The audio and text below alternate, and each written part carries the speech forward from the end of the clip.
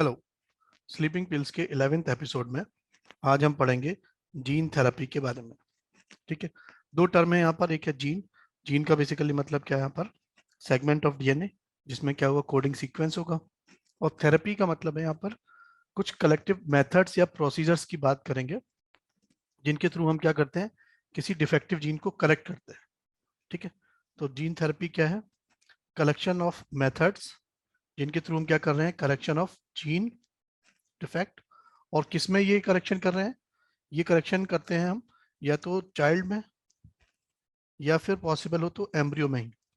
ठीक है, कुछ ऐसी टेक्निक्स हमारे पास जैसे कि सीवीएस, कोरियोनिक विलाई सैंपलिंग या एमनियोसेंटेंसिस, जिनके थ्रू हम क्या कर सकते हैं,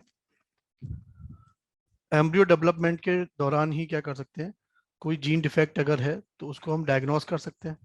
और उसी टाइम अगर उसको हम करेक्ट कर देते हैं तो उस फीटस में या उस फ्यूचर चाइल्ड में उस तरह की जीन से रिलेटेड जो डिसऑर्डर है वो नहीं होंगे। ठीक है, दो अप्रोचेस होती हैं जीन थेरेपी की। पहला होता है ऑगमेंटेशन थेरेपी, जिसमें क्या करते हैं हम, अगर कोई जीन नॉन फंक्शनल है तो उसकी जगह हम क्या करते हैं, कोई न्यू जीन इंसर्ट कर देते हैं। ठीक है, दूसरा अप्रोच है इनहिबिशन थेरेपी। इसमें क्या करते हैं हम, इसमें अगर कोई डिफेक्टिव जीन है तो उसके एक्सप्रेशन को हम रोक देते हैं। है ना, एक्सप्रेशन से मतलब है जैसे भाई डीएनए का कोई सेगमेंट है ना, वही क्या है, जीन। और जीन के एक्सप्रेशन से मतलब है कि भाई डीएनए से या जीन से बने एमआरएनए या आरएनए, फिर उस एमआरएनए के अकॉर्डिंग क्या बनती है, अमाइनो एसिड चेन, बाद में वही मॉडिफाइड होकर प्रोटीन बन जाती है। तो ये जो पूरा जेनेटिक इंफॉर्मेशन का जो फ्लो चल रहा है, यही जीन का एक्सप्रेशन कहलाता है। जब कोई जीन अपने अकॉर्डिंग एक प्रोटीन का फॉर्मेशन कर देता है तो इसी को हम क्या बोलते हैं कि जीन जो है एक्सप्रेस हो रहा है। ठीक है, तो इसके एक्सप्रेशन को हम दो स्टेप पे रोक सकते हैं, या तो हम ट्रांसक्रिप्शन वाले प्रोसेस को रोक दें या फिर हम ट्रांसलेशन के प्रोसेस को रोक दें। तो ये जो हमारा इनहिबिशन थेरेपी है, इसमें हम क्या करते हैं, इनहिबिट कर देते हैं या इनहिबिशन कर देते हैं किसका, expression of defective gene. Defective gene को एक्सप्रेस ही नहीं होने देते, क्योंकि अगर डिफेक्टिव जीन एक्सप्रेस होगा तो वो एक डिफेक्टिव या फॉल्टी प्रोटीन बनाएगा और वो प्रॉपर फंक्शन को नहीं कर पाएगा। ठीक है, तो दो अप्रोच हो गई। एक तो हमने क्या किया, अगर कोई जीन डिफेक्टिव है या प्रॉपर फंक्शनिंग नहीं कर रहा तो उसकी जगह हम नया जीन इंसर्ट कर देते हैं। दूसरा, हम उस डिफेक्टिव जीन के फंक्शन को या एक्सप्रेशन को रोक देते हैं। ठीक है, दो तरह की जीन थेरेपी हो सकती है, दो तरह के सेल में हम ये जीन थेरेपी कर सकते हैं। पहला है जर्म सेल, है ना, जर्म सेल जीन थेरेपी, और दूसरा है somatic cell gene therapy. Germ cell में अगर हम कोई जीन करेक्शन करते हैं तो इनहेरिट होता है ना, वो इनहेरिट हो जाएगा नेक्स्ट जनरेशन में, इनटू नेक्स्ट जनरेशन। ठीक है, तो एथिकल इश्यूज की वजह से जर्म सेल में कोई जीन करेक्शन नहीं किया जाता है कि भाई एक जनरेशन का जीन करेक्शन अगली जनरेशन में भी जाएगा, है ना। इसलिए ये कॉमनली यूज नहीं होती है।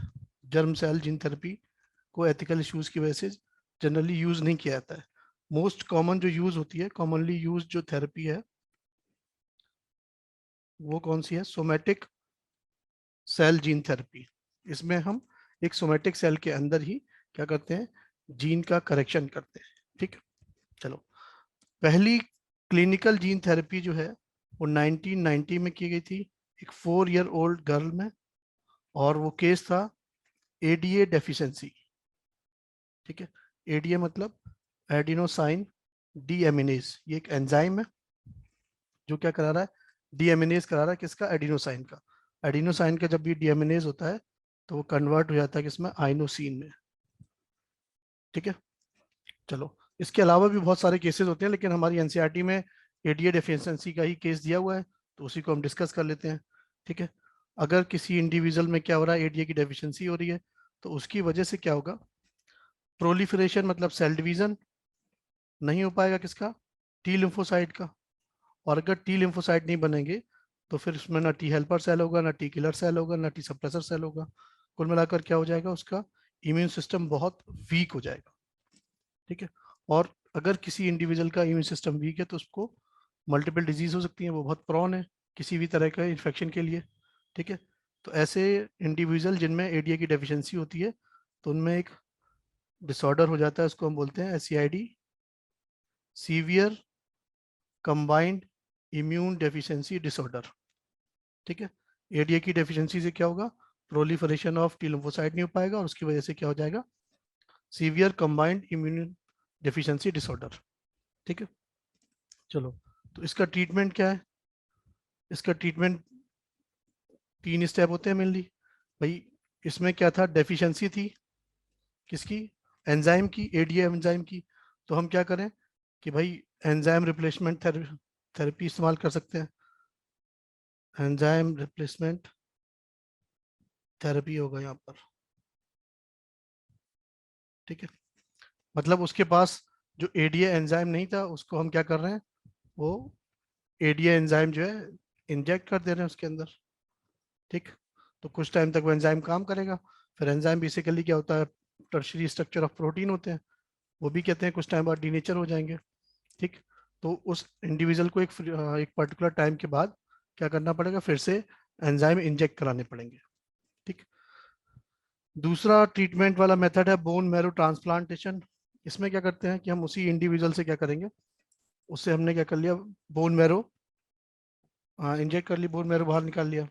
बोन मैरो में क्या होते हैं, कुछ हीमोपोइटिक स्टेम सेल्स होते हैं, है ना, हीमोपोइटिक स्टेम सेल्स जो basically different kinds of RBC और डब्ल्यूबीसी का फॉर्मेशन करेंगे। अब इन होमोपोटिक स्टेम सेल्स में हम क्या करेंगे, किसी रेट्रोवायरस की हेल्प से, रेट्रोवायरस, ठीक, रेट्रोवायरस यहाँ पे क्या काम करेगा, एज अ वेक्टर। ठीक, तो इस रेट्रोवायरस की हेल्प से हम क्या करेंगे, उस जीन को इंसर्ट करा देंगे। कौन सा जीन, जो बनाएगा एडीए, है ना, एडीए एंजाइम का जो फॉर्मेशन करने वाला जीन है, उसको हम इस वेक्टर जो कि क्या है रेट्रोवायरस, उसकी हेल्प से इन हीमोपोइटिक स्टेम सेल में इंसर्ट करा देंगे। और फिर ये हीमोपोइटिक इंसर्ट स्टेम सेल जो है, इनको फिर से क्या कर देंगे, उस पर्सन या इंडिविजुअल में इंसर्ट कर देंगे। ठीक है, तो इससे क्या होगा कि हीमोपोइटिक सेल के पास अब वो जीन है जो फॉर्मेशन करता है एडीए का, तो उस जीन के उस इंडिविजुअल के अंदर क्या होगा, उस एडीए की डेफिशिएंसी नहीं होगी। ठीक है, लेकिन इसमें भी जो प्रॉब्लम है वो ये है कि भाई ये जो हीमोपोइटिक सेल है इनका भी कुछ लाइफ साइकिल होता है, 10 मंथ से लेकर 60 मंथ तक। मतलब ये इमॉर्टल सेल नहीं है ना, इमॉर्टल सेल नहीं है, तो ये भी क्या है, कुछ टाइम बाद ये भी कहते हैं डिस्ट्रॉय हो जाएंगी। ठीक, इसीलिए एनसीईआरटी में लिखा है कि भाई एंजाइम रिप्लेसमेंट थ्योरी और बोन मैरो ट्रांसप्लांटेशन जो है वो परमानेंट क्योर नहीं है, नॉट अ परमानेंट क्योर। ठीक है, क्योंकि पर्टिकुलर टाइम के बाद ये प्रोसेस आपको फिर से रिपीट करना पड़ेगा। लेकिन अगर ये जो हमने बोन मैरो ट्रांसप्लांटेशन में जो पूरा प्रोसीजर किया है, यही हम अर्ली एम्ब्रियो में कर दें, ये जो जीन थेरेपी है, यही सारा प्रोसीजर हम किसमें कर दें, अर्ली एम्ब्रियोनिक स्टेज में। ठीक है, कि उसमें हमने हीमोपोइटिक सेल लिया, जो ब्लास्टोमियर्स है, उनमें हमने क्या कर दिया, जीन इंसर्ट करा दिया, जीन इंसर्शन। ठीक, तो ये क्या हो सकता है, ब्लास्टोमियर से ही एम्ब्रियो का डेवलपमेंट और बाद में फीटस का डेवलपमेंट हो रहा है। तो अगर ब्लास्टोमियर में हमने जीन इंसर्शन कर दिया है तो ये क्या हो सकता है, ये एक permanent, could be a permanent solution.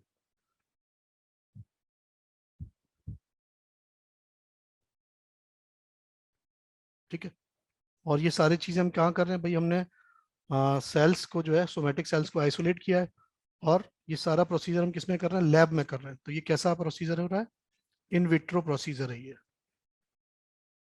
ठीक है, चलो, तो आई होप जीन थेरेपी का कॉन्सेप्ट आपको समझ में आ गया होगा, और जीन थेरेपी का जो एक पर्टिकुलर एग्जांपल एनसीईआरटी में दिया हुआ है एडीए डेफिशिएंसी वाला, वो हमने डिस्कस कर लिया, कैसे उसका ट्रीटमेंट होता है ये भी हमने देख लिया। ठीक है, अगर ये वीडियो आपको अच्छा लगा है तो लाइक शेयर और सब्सक्राइब कीजिए, और अगर आपका कोई डाउट है तो कमेंट सेक्शन में आप मुझसे पूछ सकते हैं। Thank you.